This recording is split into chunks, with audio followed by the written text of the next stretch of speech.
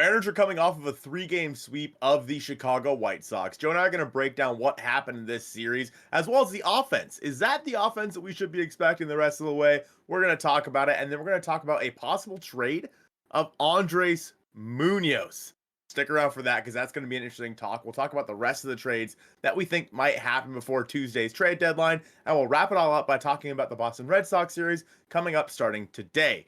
Thank you guys so much for watching episode 108 of the Hit It Here podcast, part of the Bleav Network, the Randy Arozarena episode of the podcast. And I am here with the freshly 27-year-old Josephine, who just had his birthday yesterday before we were recording this. Joe, happy birthday.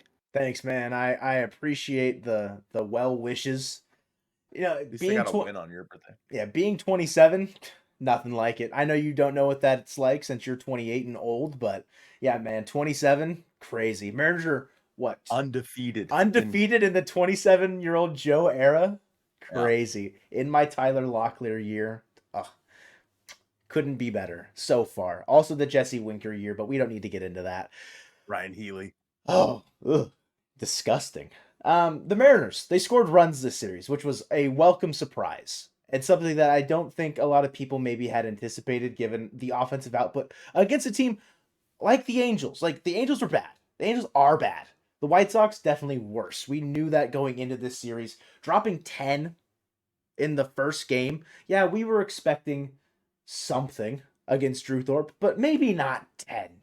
I don't know, like, how much you can increase the betting odds line by, like, if you're like, Mariners to score 8.5 runs, Mariners score 9.5 runs. If you hit on 10 or more runs, your cash out was probably crazy. And hopefully you did it with BetOnline.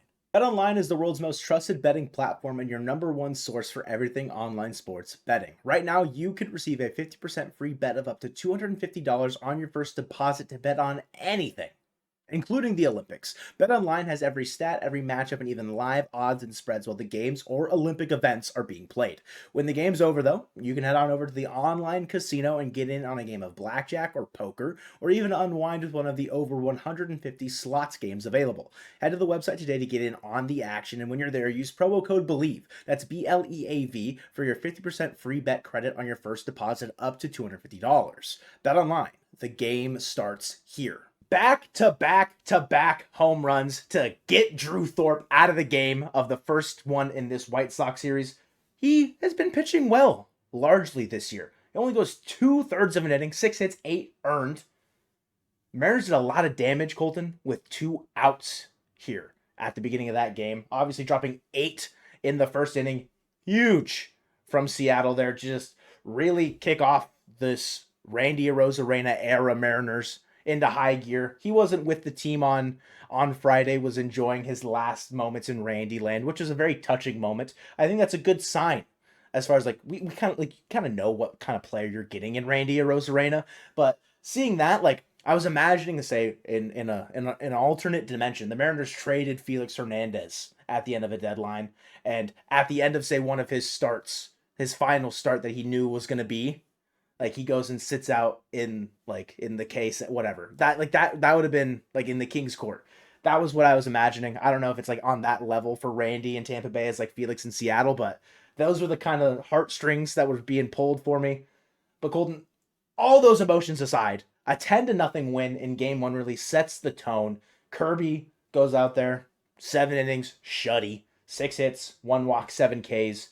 Did amazing. The offense, I mean, Mitch Garver on base all 5 times in this first game, 3 for 3, 2 walks, looked great from him. Just overall, the best win I think you could have had after starting the second half 1-5.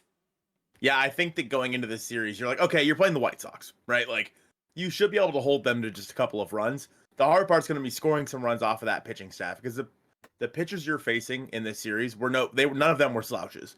Like, Drew Thorpe probably being the worst of the 3. Yeah. And going into this game, I was like, okay, like if we had, what was it, James in stream, it was like, you guys played the Astros, or not the Astros, the White Sox. Ugh. If the Mariners had won these games like 2-1, I'd say, yeah, they won because they played the White Sox. Mm-hmm. But they put down more runs on Drew Thorpe than he'd given up in his past, like, 3 starts combined in the first inning or something like that. The Mariners offense in game one was absolutely ridiculous. You had Victor Robles continuing his, I guess, onslaught of hits with a home run, a pimp job Dude. for the last of the back-to-back-to-back home runs after Josh Rojas and Dylan Moore respectively. Jason Vossler kind of got things going in the first inning where he had that single down the right field line that scored a couple of runs. Mitch Haniger in this game, 0 for 4. Yikes. Jorge Polanco continues his hot hitting in this game as well with a home run. And of course, Cal Raleigh had a home run in this game as well. So overall, the Mariners offense looked really good in game one, Joe, which was actually indicative of what we were going to see the rest of this series. Like you said, George Kirby went 7 shutty. And this is, again, on the heels of them learning that they had acquired Randy Arozarena. So I'm not sure if it was just like an injection into their arm to know that there were reinforcements coming for this offense or what it was. Because before this game, I was like, man, that's an ugly, ugly lineup. But going into game two, Joe, we actually got to see Randy in the lineup. Tell me about it. He was batting 2 behind the new Mariners leadoff hitter, at least for the time being, Victor Robles. Randy went 1 for 4 in his debut. I think he struck out in his first at bat. You know, you're not going to light the world on fire, but the Mariners offense scored 6 runs in this game, 12 hits off of the White Sox pitching staff in this one. Polanco, a 2-homer game, by the way. The offense was just unreal in this series. We need to somehow, I think it might have been Stu on Twitter, just take like the White Sox batter's eye or whatever the stadium is called and then move it to Soto, move it to Seattle. Because they hit well in Chicago. I mean, Cal hit well in Chicago last year too. This game I felt like was where we see Tyler Locklear play and you're like, okay, please do something. He didn't do anything, unfortunately. 0 for 4, 3 Ks. This, to me, kind of spells out where the Mariners' offensive needs still lie this series alone, with like who kind of showed up. Dylan Moore at shortstop, it's not great defensively, but he can still hit the ball around. Is Tyler Locklear maybe not ready? I don't know. I don't want to slack on him too much here, but he definitely looked the least capable offensively in this series overall. The tale for this one, Colton, is you get Eric Fetty out in 4 innings. Huge, because he went, what, 6? At least 6 the last time in Seattle, I think. And then you get a chance to, dog on their bullpen a bit more. But Brian Wu, velo was down consistently, like inning after inning, only goes 4 innings, throws about 70 pitches. I'm surprised I didn't see more uproar online about that decision, but I think it was partnered with the fact that the Mariners had scored 3 runs up until that point. He left with a lead, and people were aware of his velo going down. What do you make of Brian Wu's, I guess, availability going forward and like the second game in general? I mean, it's a bit scary in terms of Brian Wu. He talked about his hamstring tightened up on him again. It wasn't bad. He just said that it was there. They were taking precautions. They had a decent sized lead. So they said, all right, you're done, buddy. And I don't know. I mean, like, here we sit at the day of recording this on July 28th, and we're still dancing this dance with Brian Wu. Every single outing, we're like, okay, well, is he going to be able to go more than 2 innings without injuring himself? I don't know. Which sucks, because Brian Wu is such a good pitcher. It's just like, he's made of glass. And because of this, the bullpen had to pick up some slack. Thankfully, the bullpen was in pretty good shape with George going 7 the night before. We saw our first look at Jimmy Garcia, who put together a 3-up, 3-down inning with 2 strikeouts. Austin Voth was good. Colin Snyder has continued to be good out of this bullpen. Gregory Santos, he's been a little rough, a little hit or miss. A little erratic, yeah. Yeah, that's a good way to put it. Andres Munoz did have to come in for the 4-out save in this one. Had to strike out Luis Robert with the not bases loaded, because there was a pass ball that scored a run. Sure. But nonetheless, a bit scary when you have Luis Robert up there at the plate, even though he was absolutely horrendous this series. Yeah, I don't know, man. Brian Wu, I mean, what choice do you have but to roll with it the rest of the way? But if the Mariners were to go out there and acquire some sort of piece that's other than Emerson Hancock, just in case, like, I'm not saying you have to go out there and acquire Jack Flaherty. Yeah. I'm not opposed, but with how the prices are going, that's going to be ridiculous. And probably not worth it. But Emerson Hancock, I mean, they might just need to have him on speed dial the rest of the way. I want to talk about the White Sox bullpen, because every guy out of that bullpen seems like they have to be a long reliever. Oh, no, I mean, yeah, the first game, obviously, you kind of needed it. Schuster went 4. Peralta went, I think, 4 1/3 beyond that. And then, no, they were just letting guys roll for innings. Yeah. Crazy amounts of pitches thrown by the White Sox bullpen in this series. Yeah, and that happened again in game 3 with Garrett Crochet on the mound. They knew that he was probably on a pitch count. Obviously, with the trade deadline looming, maybe they don't want to leave him out there too long. But like Chad Kuhl, for example, was out there forever as well in this game, Joe. 5 innings out of Chad Kuhl.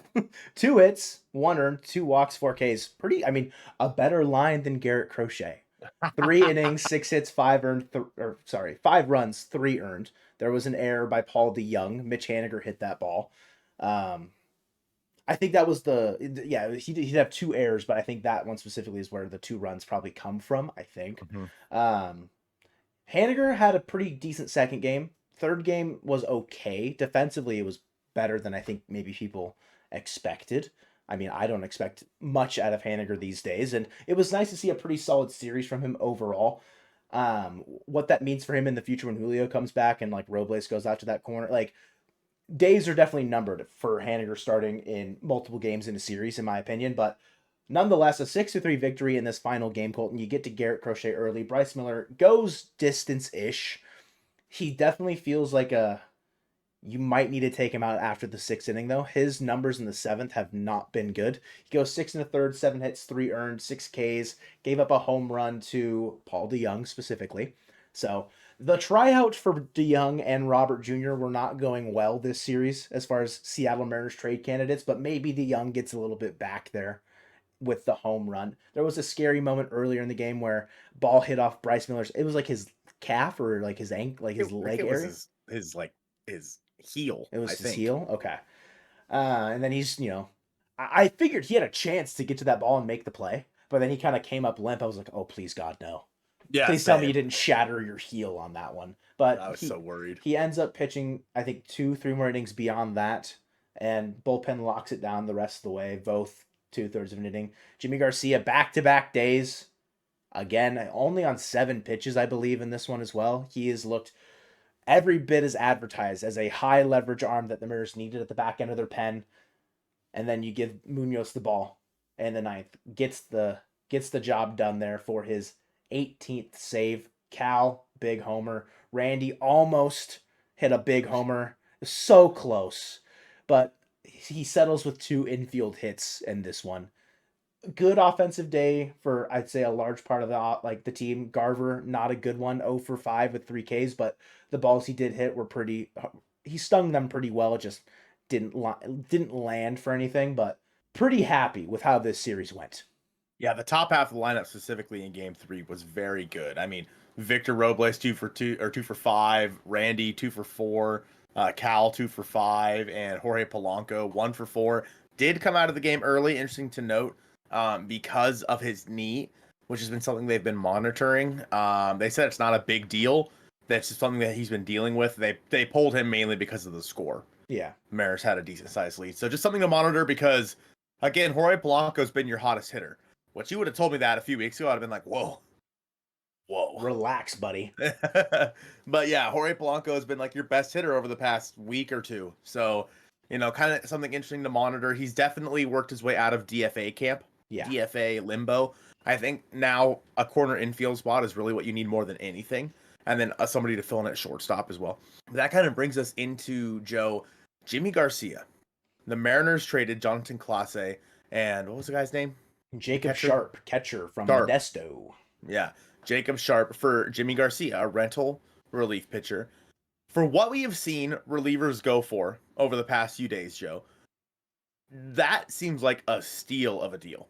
Mm-hmm. Especially from what we've seen out of Garcia in the 2 outings. Like, sure, like we could just be the grass is greener situation where we're getting the best out of him now. Like when the hiccup inevitable appearance happens, like they're gonna happen.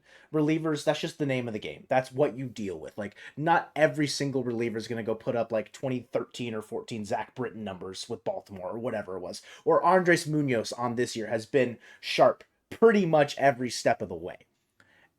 You saw Jason Adam go for a pretty hefty package to the Padres. Yes, Dylan Lesko, once a heralded prospect, is having a down year, but it's still Dylan Lesko. Like that felt like a guy that could headline a package for Juan Soto in its heyday kind of a situation.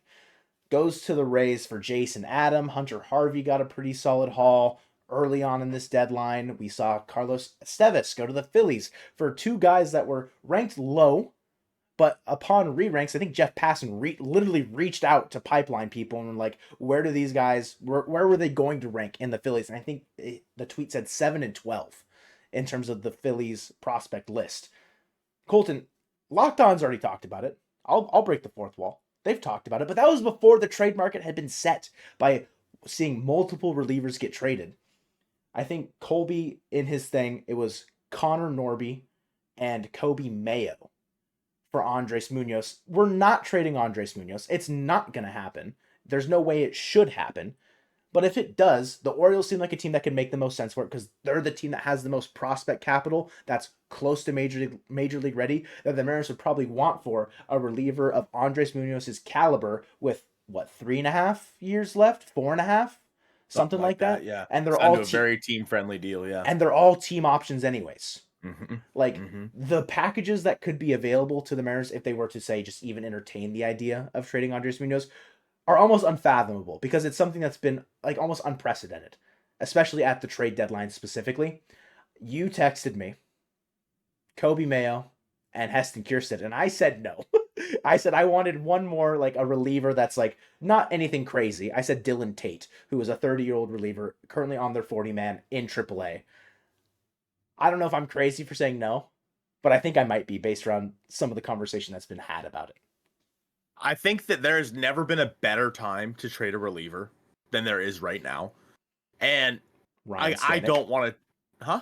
I said Ryan Stanek. How'd he do in his first game of the Mets? I don't want to trade Andres Munoz. Let's make that very clear. The Mariners should not trade Andres Munoz. I don't want to. With that being said, if the Orioles call me and say, hey, Kobe Mayo, Heston Kjerstad, Dylan Tate, you in?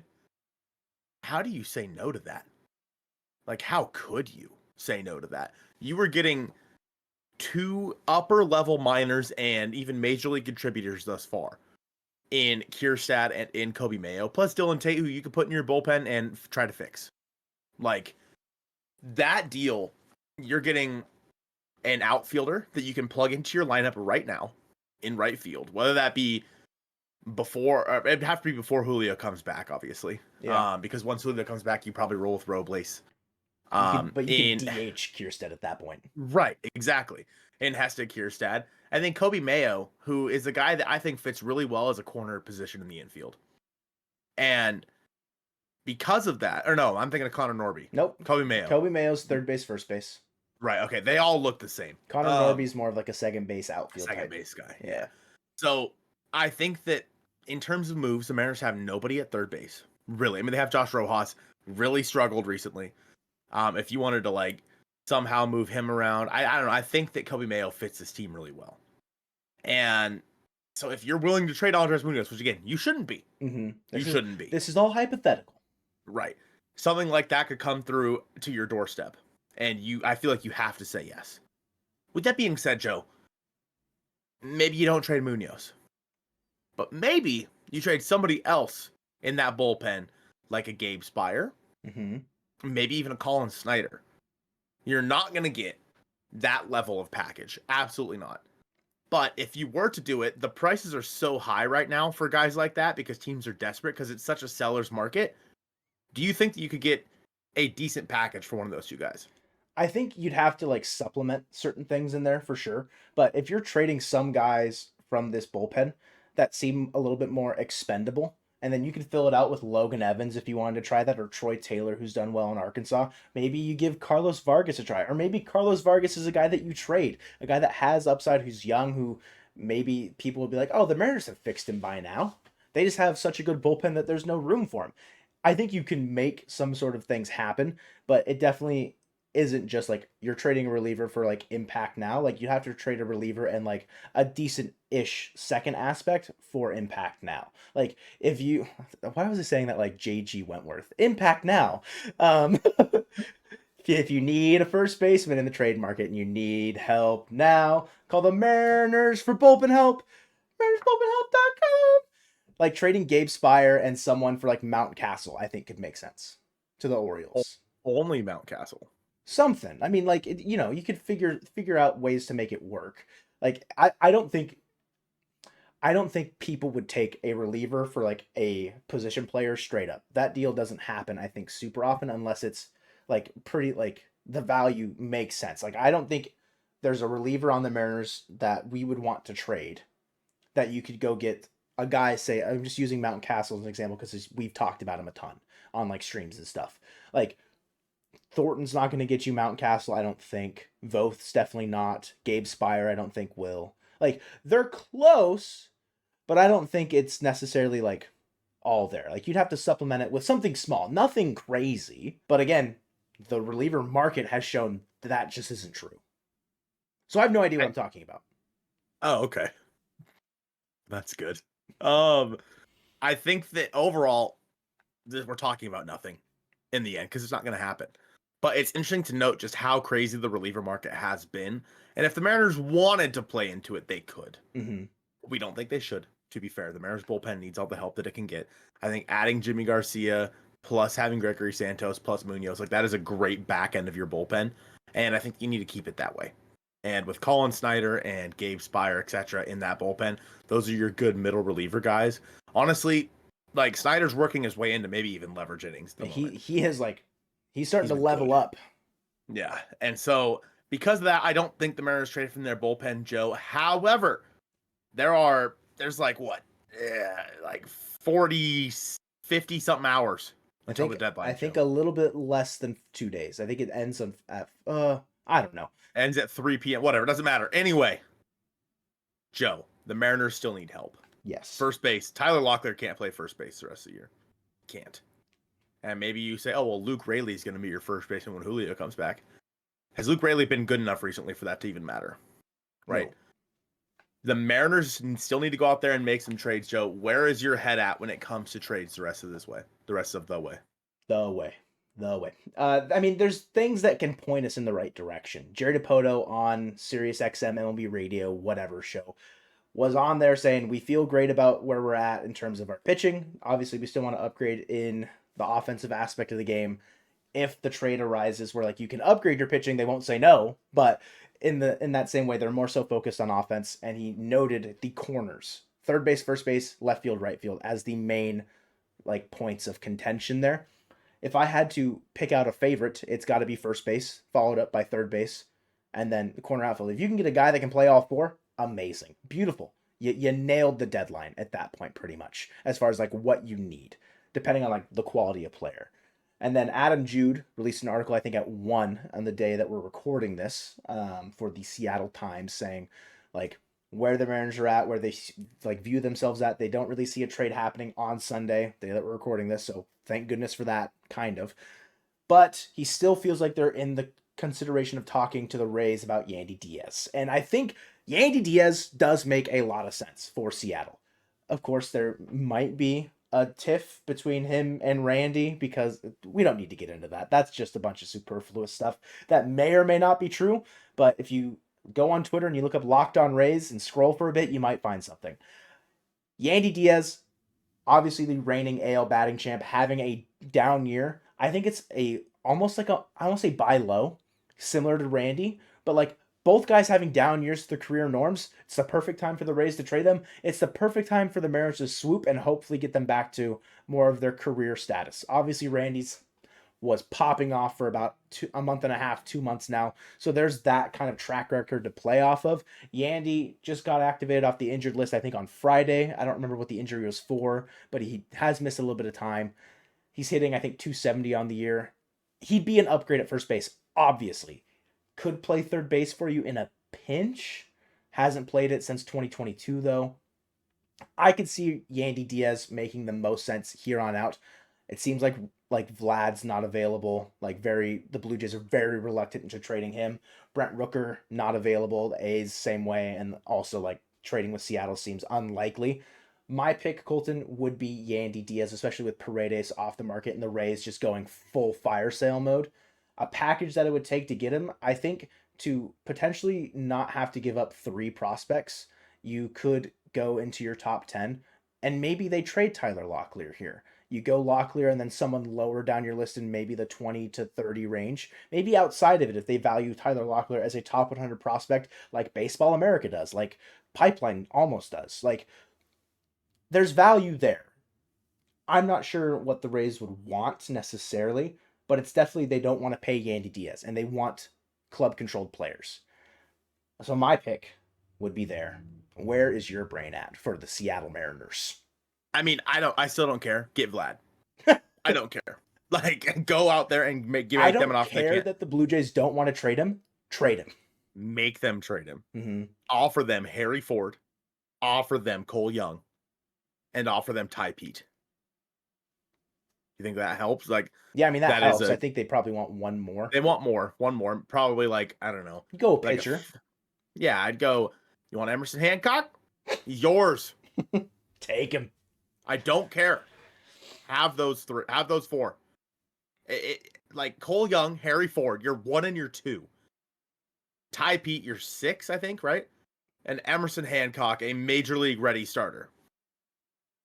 How could they possibly turn that down? I think that also could sway them to trading a guy like Chris Bassett, or even in that deal as well, or not even to us, but just like it, or like to another team, and then they refill that with Emerson Hancock. Ricky Tiedemann, I think, just went down with Tommy John, or he's out for the rest of the year. If they trade one of their veterans, there's an open spot in the rotation. Hancock could fill in for it, and that could be a position of need for them sooner rather than later. So including Hancock in that trade actually makes a little bit more sense now with like me thinking about where the Blue Jays deadline could be heading. Again, Vladdy, duh. Like, obviously, he's probably like the premier guy you want to go get. I just don't know how reasonable it is. And I understand some of the trade deadline stuff really isn't reasonable. Like, you got to kind of play in like fantasy land to make some of this stuff happen. That trade that you're saying, I don't know if the Blue Jays could say no. Truthfully. Exactly. Which is why it's a massive overpay. But if that's what it takes to get it done, get it done. With Yandy, I like the idea of adding Yandy Diaz. He's 33. Mm-hmm. He's under club control for, if you want, through the 2026 season. He has a $12 million option that year. He doesn't strike out. He hits, 280 to 300 every single year. Great guy to add. Not necessarily your prototypical power hitting first baseman, but in terms of what it's going to take for Yandy Diaz, again, like you said, I don't know. We saw what Isaac Paredes went for. Very strange deal. I think Paredes is definitely more valuable than Yandy. So you're not going to have to give up like a Christopher Morel type. But like, I could definitely see Dominic Canzone going in that deal. Like, for Yandy Diaz, like Dominic Canzone and like, I don't know, Cole Phillips, maybe. They might want to add like low not low, I don't know, just like a risky-ish type player, but a guy that they could maybe be buying low on to get more value out of him later. Yeah, and getting to hit that development system, which is very good. Yeah. And so, like, I'd be willing to do Dominic Canzone and Cole Phillips and maybe even, I don't know, somebody else towards the back end of your top 30 for Yandy Diaz. Sure. Mm-hmm. Why not? Again, with the whole tiff between him and Randy, who knows if that's even an option. Like, the other guy I think is Ryan Mountcastle. Like, if I had to do it, I'd go obviously Vlad, number 1, number 2 Yandy, number 3 Mountcastle. And if Bellinger's available, maybe that changes. But the Cubs are weird to me right now. So I don't know. Today's Isaac Paredes deal really threw a wrench into that weird plan. So if Bellinger's available, maybe. But those are the 3 that I think make the most sense to go out there and upgrade with at first base. I don't care. Go get Vlad. Make them trade him. Do it. You can force their hand. You have the prospects available to force their hand. It's just, do you have the balls? Do you have the cojones, Joe? You specifically. Me? To go out there and force the Blue Jays to trade you Vladimir Guerrero Jr. because he is a dynamic difference maker that makes you the favorite in the American League West. Yandy Diaz doesn't. You go out there and get Vlad, you are the favorite for the American League West. Colton, you were talking a lot about the AL East there. You got Toronto Blue Jays, Vlad, obviously, Yandy Diaz from the Rays. You got Mountcastle, the Orioles. You didn't mention the Red Sox once, which is reasonable because, like, why would we trade with the Red Sox? And if you got Vladdy out of the AL East, maybe you arrive to Boston with like some flowers in like the opposing team's clubhouse. Get Vladdy out of the AL East. The Red Sox might thank you on Friday, not Friday, Monday. Today's Sunday, Monday night. Yeah. Colton, the Red Sox are a good baseball team. I think they're better than when we faced them earlier in the year, when we split to open up the 2024 campaign. You've got Jaron Duran playing his tail off. Obviously, Rafi Devers is doing really well. They're pitching. Andrew Bailey has reinvented that Boston Red Sox pitching staff. You were opposite Nick Pivetta in that first game, but you have your ace, Logan Gilbert, in game one. Gilbert, a 2.72 ERA. He is paving his way to a top 10, maybe even top 5 Cy Young finish if he continues to pitch the way he has this year. Pivetta, sometimes a bumpy road. It's going to be a bumpy ride, but every once in a while he gets it done. He strikes out a ton of guys. Struck out a ton against the Mariners earlier in the year. Coming off this White Sox series, how the offense has looked, I'm feeling inspired. But the Red Sox are a good team. They're currently, I think, they're the third wild card as it stands right now. Pretty much the same record as the Mariners. Or no, they're a game back of the Royals. They're right there. They are ahead of us in the standings, but again, this is a better baseball team than the White Sox. How are you feeling, I guess, going into Boston on Monday night? I mean, like you said, definitely a better team than the White Sox, but I think the Mariners have the pitching advantage. With how well these guys have been pitching recently, with the addition of Jimmy Garcia to the bullpen, with the addition of Randy Arozarena, who has owned Nick Pivetta in the past, by the way. I think that this is a team right now, the Mariners, that are hitting on all cylinders. Even though they're coming off playing the White Sox, the offense it's figured it out. The injection of Randy Arozarena to this offense. Again, you can't say the Mariners, beat the White Sox because they were playing the White Sox. You could say the Mariners beat the White Sox pitching staff, which actually is pretty good. And so, because of that, I think that you face Nick Pivetta in this game. The Mariners have actually done a pretty good job of not striking out recently, which is weird to say. I don't think I feel comfortable saying that out loud. But I think that against Nick Pivetta and against this this Boston Red Sox team, they just added Danny Jansen. So that's another guy that they have on their team that might be able to flirt with the monster a little bit. But you added Randy.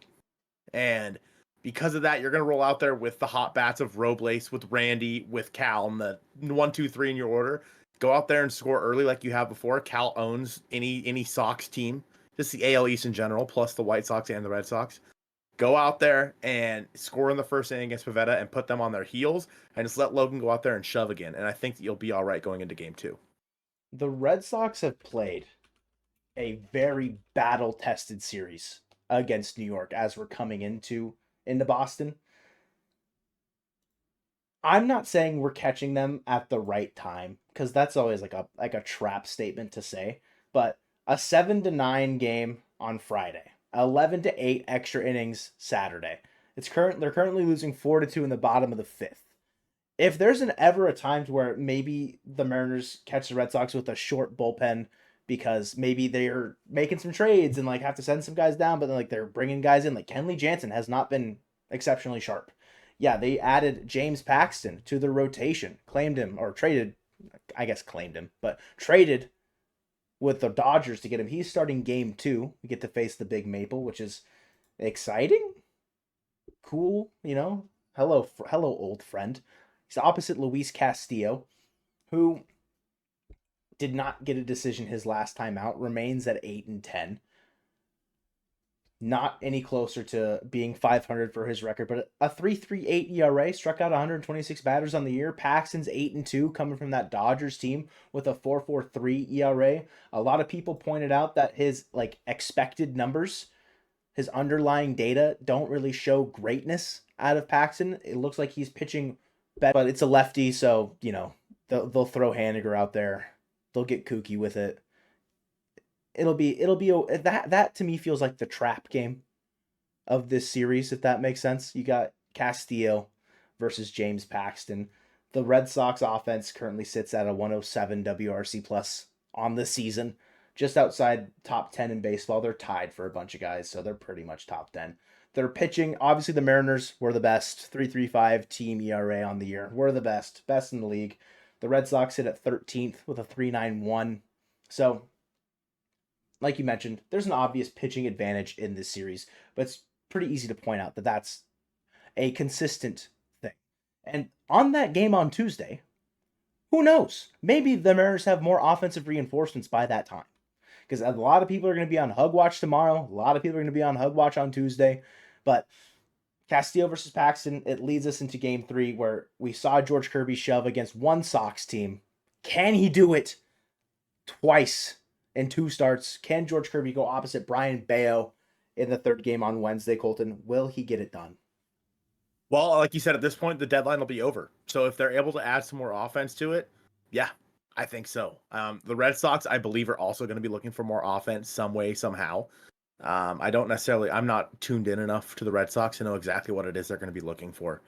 But I think that overall, this is a game. I think this is the most interesting matchup between Bayo and between Kirby, because those are both really good pitchers, in my opinion, with good stuff.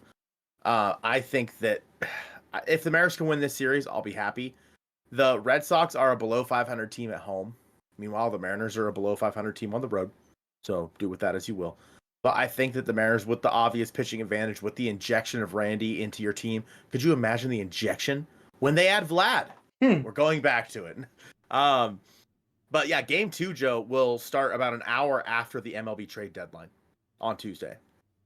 So that'll be really interesting to see what goes down with the offense at that point, because obviously some guys probably wouldn't be there by then. Mm-hmm. But I look to the offense to really keep it going against the Boston Red Sox. Again, Cal owns the Red Sox, and if he's able to go, both sides of the plate again, one over the monster, I'm in. I'm there. Crazy. I'm there for it. I would assume that we see Cal game 1. I assume we probably see Cal game 2 catching, and then maybe Garver catching game 3 with George on the mound, because he seems to always catch George. I think that makes the most sense. With that being said, I think you probably have Cal DH in that game. Cal should probably have a day off in one of these 3 games. You think so? Like, I just don't know where Mm-hmm. or how you do it, because you need realistically you need him. But and that's the scary part. But thank you guys so much for watching episode 108 of the Hit It Here podcast, presented by Bet Online, the Jimmy Garcia episode of the Hit It Here podcast. We'll see you guys in a couple days for the big long trade deadline video. Stream and go Mariners.